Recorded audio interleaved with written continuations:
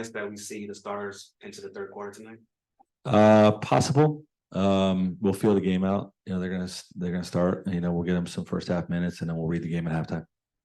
Same look with Josh again with those three and Nurk. Nurk's not gonna play tonight. I'm holding Nurk out, and Eric Gordon and Yuta. There'll be the three guys that will get the night off. That's just how you guys scheduled it. Yeah, just try to get each guy, you know, for the most part, get each guy that needs a night off, and those guys will get it tonight. And I'm actually going to look at Grayson Allen in the starting lineup. So it'll be Book, Brad, KD, Grayson, and Drew Eubanks. We were talking to Yuta the other day, and he was saying, you know, he feels like he's a good help defender, but he knows he needs to improve as an on-ball defender. Just how would you assess what you've seen from him? I would assess it as he gets the most out of his ability. Honestly, you know, he is a great attention to detail and focus, and is always in the right spot, and gives great effort.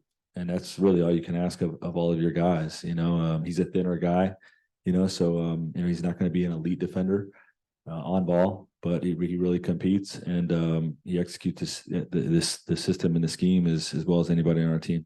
Coach, when Kevin, when you got the job, what was the way you try to connect with Kevin? Did you go see him? Did you call him? Yeah, I spent a lot of time with him in LA.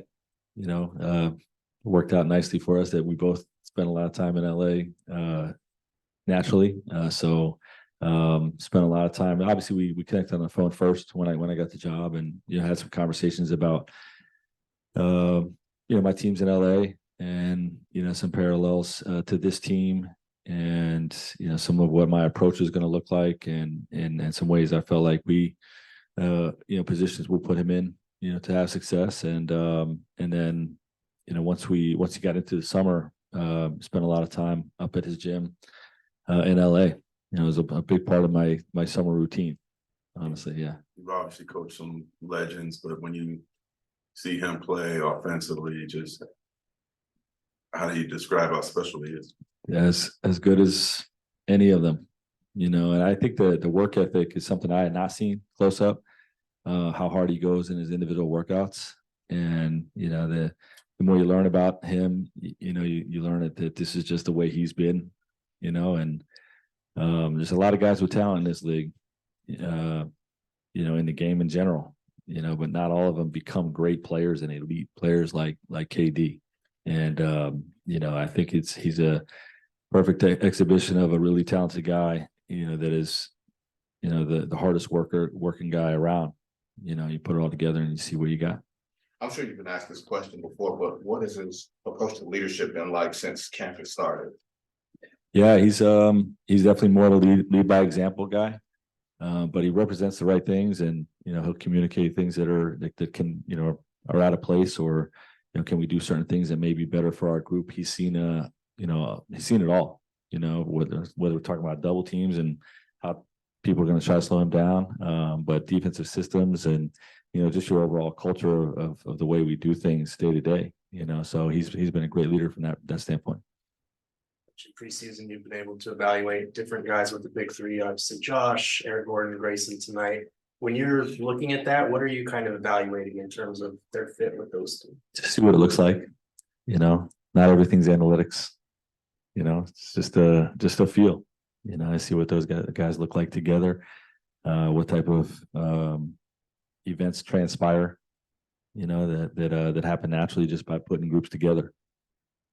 Grayson in Milwaukee last year, something the coaching staff asked him to do is take on more of those primary assignments. Just how do you see him in that kind of role where he could potentially be guarding guys like Steph, Morant, Kyrie, Fox, like the best of the best at the guard position? Yeah, he's gotten that assignment, you know, throughout his career, and that's something we love about him. I love his offensive game, you know, as much as anything. But he's scrappy. He's a competitor. He has had a lot of experience in those, you know, those types of matchups against big time offensive players, and you know, he fits the bill. I think Jo has more of a body type to, you know, to be more versatile in terms of guarding threes and fours when needed, as well as, you know, being able to be the point of attack defender. You know, but Grayson competes with the best of them, you know, and guys like that. How important is physicality with that job specifically for you? It's important. You know, we won't be physical in everything we do, but Grayson's one of the most physical guys on our team. You know, he embraces contact. He loves getting in the scrum. and he's a fighter. So I love his game. And in the same vein, how did you connect with Bradley? And as a coach, what kind of mentality do you have to have with him when he's been the man? And now he's, has to fit in. Yeah, it's a feel thing. The connection with Bradley began really when we met with him. We met with him and his wife and had a long talk about coming to play for the Suns. And there's it was more than just the Phoenix Suns, the team, and Bradley Beal, the player. There was an intent to connect with him on a personal level, get to know his family or understand what his family is about.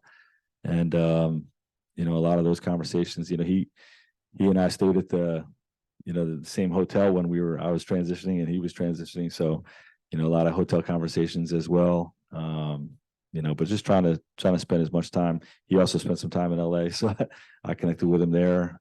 I think the voluntary camp that the guys put together in LA was also another time for KD and for Brad, to connect with those guys and spend time with those guys away from the basketball court. Can you talk about your defensive schemes, how well it's worked in the past, where that foundation comes from, and how it's changed with this team and how they're able to adapt because of their talent? Yeah, it can be a long answer, in terms of how the scheme developed. I think one of the bigger things was how to succeed with a young Roy Hibbert. Helped me develop some of our uses of big men in this league. He was at the time, really struggling to stay out of foul trouble. So I took some lessons from, just always studying the game, always listening, to what's going on around the league. And I remember some lessons Jeff Van Gundy would talk about when he had Dikembe and Yao and how we use those guys. And we implemented some of those schemes with Roy. The defense I ran in LA was very different than the defense I ran in Indiana. Much more switching flexible, to evolve with the modern NBA. And we really broke the mold and recreated it, and build a team build a defense that I felt is perfect for the modern NBA. And we're bringing that here. And it's, some of the stuff is different than our guys have done the last few years, because the league, universally has gone to really, really heavy switching. And, our guys are used to some of that, and we're pulling back on some of that because I think there's value. I think you can, win an extra 8 to 10 possessions by dictating matchups and, only switching when it's smart to do so. So, there's been a lot of thought put into that, a lot of study, a lot of quite honestly flexibility on my part to change some things that I really like to do. But there's always, if there's a better way, as a coach, you gotta adapt. And somebody once said, adapt or die, right? So there's been a lot of adaptation to my defensive system, through the last 10, 12 years. I think it helped us in LA, and I think it's really gonna help this group. Got to adapt, obviously not having DeAndre here, since the trade, but how do you feel like you've got to adapt with some of the other bigs like Udoka or, Bull or Drew or even Yusuf? Yeah, well, everybody has different skill sets, so I think there are similarities with, guys like Nurk and DeAndre, as well as Doak, where Bull and Eubanks have a different type of skill set in terms of their mobility, their athleticism, speed. They can do a few different things. So you built that into your system, and that those guys can, have that type of flexibility. But the other guy's strength is their size and strength. You know what I mean? So you try to tailor it all to your player's strengths, no matter what side of the ball you're talking to, and it's no different here. Coach, you have a very experienced coaching staff. For people who may not know, how important is it to have a coaching staff that you can depend on? Yeah, it's Red Auerbach would say that it's not important at all. There's just one coach, and that's all he said. It was me, and I taped the ankles and I was stars. So it's not important at all, according to the legendary coach Red Auerbach. Well, I was fortunate enough to have an office right next to in my first NBA job with the Boston Celtics, which was pretty cool. But nowadays, the level of detail, in today's game, having a veteran staff, that can really strengthen your message and give you, different ideas, really dial into the opponents that we're trying to scout and break down. And then, the ability to really work with our players, to, define the roles, help them feel good about them, and make sure all of our systems are operating at the highest level. That's what the assistant coaches do. They support me and help build all those things. Coach, when it comes to that fifth starter spot, is that something you want to have figured out by the time the regular season comes around? Yeah, we'll have it figured out. We won't let anybody know before the regular season. But I do think that it's not something that's going to be static. I think it's something, like I said, even if we feel good about who that person is, we may still go stretches of our season having someone else in there just to see what type of dynamic that gives us. So there is an element of trial and error throughout the course of an 82 game season, and that'll be part of it. Frank, the fact that you only have Booker here from the long term, and Durant, I think, played 8 regular season games in the playoffs. All the stuff you're talking about implementing makes it a lot easier with almost a completely new group of guys. You don't have to come in with 5 or 6 or 7 guys, or you're gonna have to turn around. True. There's less reliance on what was done last year from that standpoint, but I still view it as a continuity disadvantage compared to most of the league. That is has a core of players returning in a system where a coach has been there.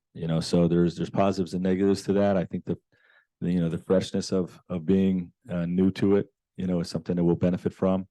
But the way we're using our guys throughout the preseason, we're probably playing them a little more than we would if not more like minutes wise, but more games than if this group had been together for 3 or 4 years. So. Thanks, Coach. Thanks, Coach.